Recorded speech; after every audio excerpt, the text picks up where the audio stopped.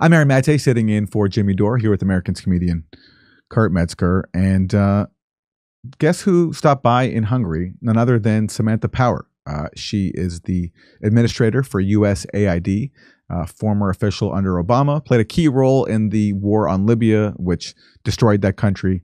Also a major player in the dirty war on Syria, and also a player in the Saudi war on Yemen, which was greenlit by the Obama administration and led to a massive humanitarian crisis. So that's a part of her record. Now she's stopping in Budapest to promote what she says, independent media. She says, during my trip to Budapest, I spoke with Hungarians about USAID's new support for locally driven initiatives to support civil society, independent media, and how we can work together on key challenges to democracy and securing respect for the rights and dignity of all people. Wow, that sounds as independent as centrally controlled digital cryptocurrency. The promise of independence controlled. Half my family's from Hungary, so I'm scared for my motherland if Samantha Power's in town, because what does that mean? That means they're giving money to small groups to make crappy podcasts nobody was going to listen to? Yeah, and hopefully to foment a color revolution or regime change, because that's what Samantha Power is. Oh, wait, who's in Hungary now? Who's Orban. That's right. So here's Samantha Power, a little video from her trip.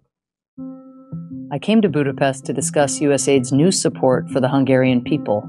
But I also underscored that the United States wants to work more closely with Hungary. A central component of this work is making progress together on addressing some key challenges to democracy and helping secure respect for the rights and dignity of all people.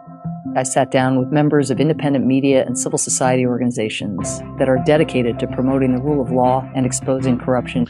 When Samantha Power says independent media, she means media funded by the U.S. state or backed by the U.S. state through various cutouts. That's the playbook. Is she the one that left that college presentation because the LaRouche people were asking her worse? Was that her? That same one? Oh, I don't know. She's certainly been protested a lot because of her record, which is horrendous. Because I was just watching something. It might have been Tim Pool. He looks so much, by the way, like Stan from South Park, doesn't he? Yeah. But he was talking about He's this thing about that KGB guy that said, well, that's how the KGB tries to destroy a company by getting at their morale. And yeah. He goes, I think they're using this Soviet. I'm like, that's what we do. You think they did it better than us? They'd still be here. We're good at that. We're the masters. We're doing it right now. The KGB supposed thing. Yeah. That's us. Yeah, absolutely. I mean, the U.S. has been doing this for years through, in the name of promoting civil society. That just means people who the U.S. can control. So here's Caitlin Johnstone. Oh, how nice of the CIA cut out USAID to launch locally driven initiatives to help independent media on Ukraine's western border. Thank you, Samantha. And that's right. Ukraine is the key here, because Hungary has been a very reluctant member of Europe in going along with this proxy war. And here's a headline. AustriaHungary agree on not sending weapons to Ukraine. Wow. So now that's the step where we got to send in USAID. I heard he was Frankie fascist for like the last 7 years. And he's definitely got some right-wing views, but that's not what the U.S. cares about. The U.S. cares about the fact he's not fully on board with the proxy war in Ukraine. So therefore, he has to go. And here's another headline. Hungary falls out with EU over protracted Ukraine war, Russia sanctions. That's right. Hungary has been reluctant to join in on the sanctions against Russia.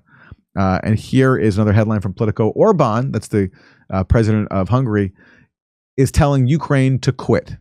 Yes. This is why Samantha Power is in Hungary. Hungarians refuse to bend the knee to the U.S. The U.S. may think they're king of the world, but they are not. This eloquent man expressed it perfectly. That era is over. And that's why Russia has to lose, is because this era can't be over. Exactly. This era has to stay. So this is a Hungarian diplomat who said that the U.S. ambassador's view on Hungary is irrelevant.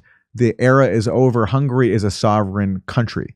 And the U.S. doesn't like it when sovereign countries exercise their sovereignty, because they challenge U.S. dominance. So that's why Samantha Power is there. Let's just look at her track record. Biden picked her to head USAID. Here's Max Blumenthal. Having destroyed Libya and helped to bring slavery back to Africa, because that was one result of the Libya war, NATO's intervention in Libya, is slavery came back to Libya thanks to people like Samantha Power. Samantha Power reaped her reward. A longtime CIA front, USAID. She'll weaponize right-wing fanatics to destabilize Venezuela, Hong Kong, Syria, anywhere the U.S. seeks regime change, this has nothing to do with aid. It's amazing how much they love independent media in Hungary. Not Oh, here. they need a lot more independent media. Here we need authoritative sources. And this is a headline from Middle East Monitor. 3 women, loads of lies, and destruction of Libya. And this points out, I mean, it singles out, I think, these 3 unfairly, because people like Ben Rhodes and other Obama administration who are men were involved in this too. But it says Hillary Clinton, Susan Rice, and Samantha Power were the 3 principal advocates of war against Libya in 2011, setting the North African nation on a free fall ever since. Demonstrations broke out in some Libyan cities against the government of Muammar Gaddafi in February 2011 in what became known as the Arab Spring.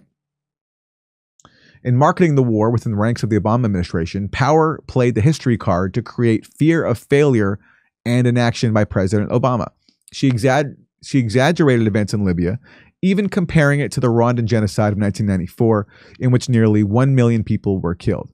So what Power did, what she said, was that if we don't act, then Gaddafi is going to commit a genocide in Benghazi, which was then under the control of the rebels. And Power lied. She manufactured this case that there was this massive this mass killing campaign planned by Gaddafi. The British Parliament later investigated this and found no evidence for any of the claims put up by people like Power. But by then it was too late, because the U.S. used that pretext that Gaddafi was going to commit a massacre in Benghazi to get a UN Security Council resolution to intervene. Then they told Russia that, hey, if you give us this resolution, we're not going to topple the government. We're just there to protect the people of Benghazi. As soon as they got their resolution, they used it as an excuse to go further and carry out regime change. And now Libya is in the dire straits that it's in, thanks to people like Samantha Power. Invoking the Rwandan experience was designed to provoke the strongest reaction by Obama, a Democrat himself, as was Bill Clinton, under whose watch the Rwandan mass killing unfolded. The world later discovered that the Clinton administration knew what was going on in Rwanda, but chose to ignore it. A bit more complicated than that, but because the U.S. was also on the side, effectively, of people who were doing a lot of the atrocities. But that's another story. Apparently, Power, by comparing Libya to Rwanda, wanted to warn Obama not to ignore Libya and be accused of lying, which he did anyway in the Libyan case. Obama 5 years later admitted that intervening in Libya was his worst mistake, but he actually didn't really apologize. What he meant was not planning for post-war Libya was a big mistake. He wasn't actually apologizing for intervening. None of the 3 advisors has ever been held accountable to answer serious questions about the Libyan fiasco. Instead, Power later served as U.S. ambassador to the UN before joining one of the U.S.'s top universities, Harvard, no less. And here she is extolling her incredible achievement in Libya. This is what she said about Libya. Inspiring democratic journey. Yes, the inspiring democratic journey of Libya. This is where the inspiring democratic journey in Libya ended up. Executions, torture, and slave markets persist in Libya. UN. And well, they don't have enough Thomas Jeffersons, probably, is their problem. Remember what they said about Iraq? There was the Thomas Jefferson shortage. That's the problem here. Here's another one. Libya's civil war creates opening for ISIS return as counterterrorism effort falters. That's from the Washington Post. I've had it with your ISIS bashing, Aaron. What do you have against them? Doing live stand-up comedy in Tempe, Palm Springs, Milwaukee, Nashville, Northampton, Massachusetts, Syracuse, Cohoes, New York, and Hartford, Connecticut. Go to jimmydore.com for a link for tickets and become a premium member. Get access to all our content.